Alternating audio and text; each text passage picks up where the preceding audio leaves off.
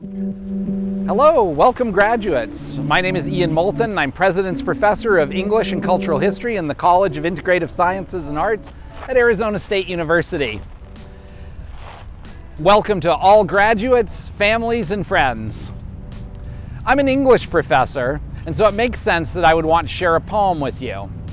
The poem is Diving into the Wreck by Adrienne, an American poet and feminist who was born in 1929 and died in 2012. She wrote the poem in the 1970s. It's a long poem, so I won't read it all.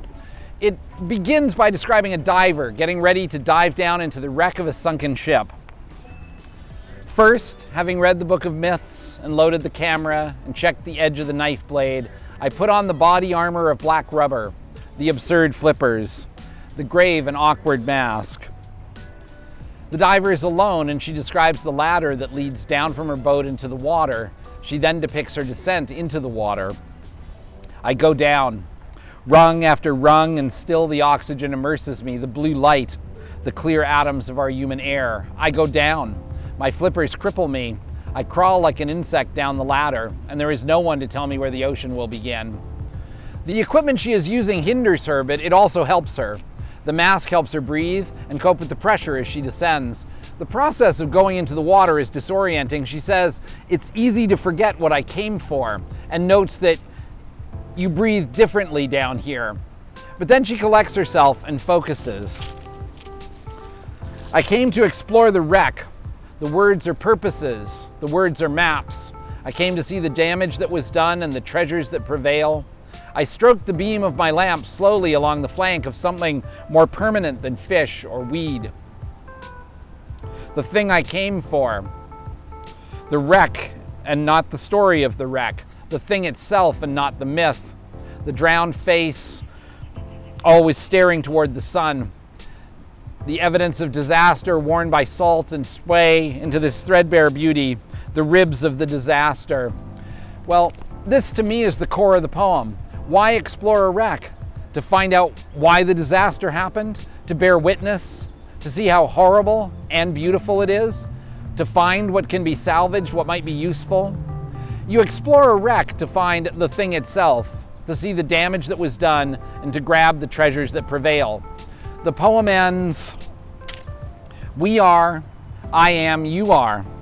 By cowardice or courage, the one who find our way back to this scene, carrying a knife, a camera, a book of myths in which our names do not appear." Well, I don't know about you, but the last year can often seem like a wreck. Something that was supposed to go one way and went another, something that hit an iceberg, something that was broken and never made it to its destination. Adrienne wrote her poem with a specific wreck in mind. For her, it was a poem about how women, and especially women in the LGBTQ community, have been left out of history. Their names do not appear in the Book of Myths we use as a guide to our past. When they look at the culture they have inherited, they don't have a beautiful ship to sail in. They have a wreck to salvage. So what to do? You have to explore the wreck, dive deep into alien territory, figure out why the ship sank, to find what is useful in the wreck, what can be salvaged, repurposed, made good. Some people, the brave ones, will do this eagerly, but we all have to do it, even if we're afraid. I've taught this poem many times in my English 200 class. My students love it. It has evocative detail and makes an immediate impression, even if you've never read much poetry before. But like all real poems, the more you think about it, the more you get from it. It's a poem you can dive into again and again and always come back with treasure. It's brave and smart and resilient. It's rooted in a specific struggle and has a specific voice, but it's endlessly resonant. Even students who don't have much in common with Adrienne can learn from her experience, her insight, her wisdom. So what do we do with our experience of COVID, with our shared history of the last year? With Black Lives Matter, George Floyd's killing, the assaults on the US Capitol? What to do with plans made years ago for senior year, for graduation, for future careers? This is a central question facing all of us, not least you, class of 2021. How do we move forward from the wreck to make a stronger, more resilient world? A world whose book of myths contains more names. A world where ships might make it to their destinations more often. Some people will embrace these challenges eagerly, others will understandably be more reluctant, but we all have to face them. As I was writing this address in late March, the world was paying attention to an actual wreck. A huge container ship got stuck in the Suez Canal. One ship run aground for a few days blocked trade all over the world. It was a disturbing reminder of how fragile our modern world is and how despite all our digital technology and data, our world still stubbornly depends on the thing itself. An actual steel ship stuck in real mud. But real people went out and dug away at the mud, and in a few days the ship was moving again. As wrecks go, it wasn't so bad. I studied the early modern period in Europe, and when the COVID pandemic began, everyone was asking me about the Black Plague. How did the plague compare to what we were facing? Well, there were similarities, of course. Accounts of medieval plague tell of people who quarantined, and also of people who ignored the danger and partied on. Accounts show how rich people had resources which enabled them to survive, while poor people had to shelter in place and pray they would make it through. But there were even bigger differences. The bubonic plague was much deadlier than COVID to start with. And also, we have medical and technological resources much greater than anything anyone had in 1348. In less than a year, scientists all over the world dove into the wreck and came up with vaccines that worked. Healthcare workers dove into the wreck and found new ways of treating patients and effective ways to reduce the spread of disease. Everyday people dove into the wreck and found that basic equipment like masks could help you survive in a world where you have to breathe differently. Students like you dove into the wreck and found the things they needed to get themselves moving forward to meet their goals, and like you, to graduate.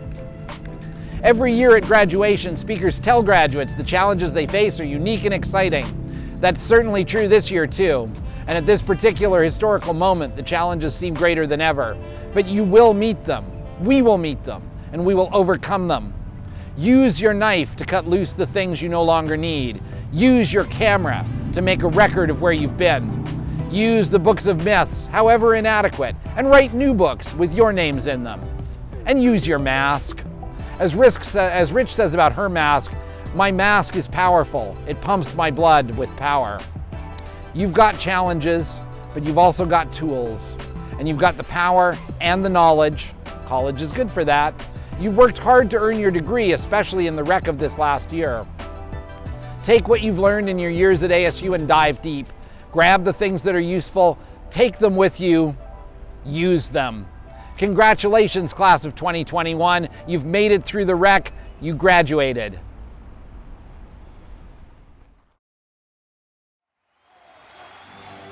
That was such a powerful and rich address.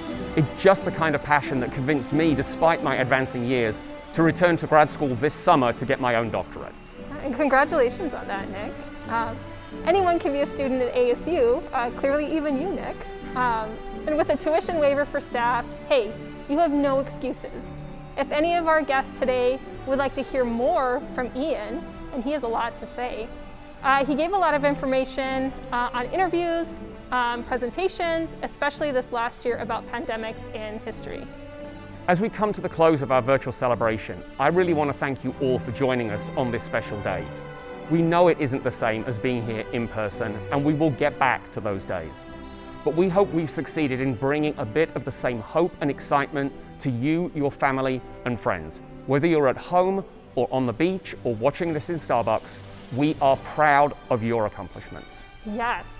This concludes our Spring 2021 virtual convocation for the ASU College of Integrative Sciences and Arts. We are so proud of everything you've accomplished over the last year, even in the face of so much turmoil. You did it. Felicidades. And don't forget, again, thank the people around you who helped get you to where you are today. And continue to be integrative. We look forward to partnering with you into the future as CISA alumni. So congratulations, class of 2021. And thank you for joining us.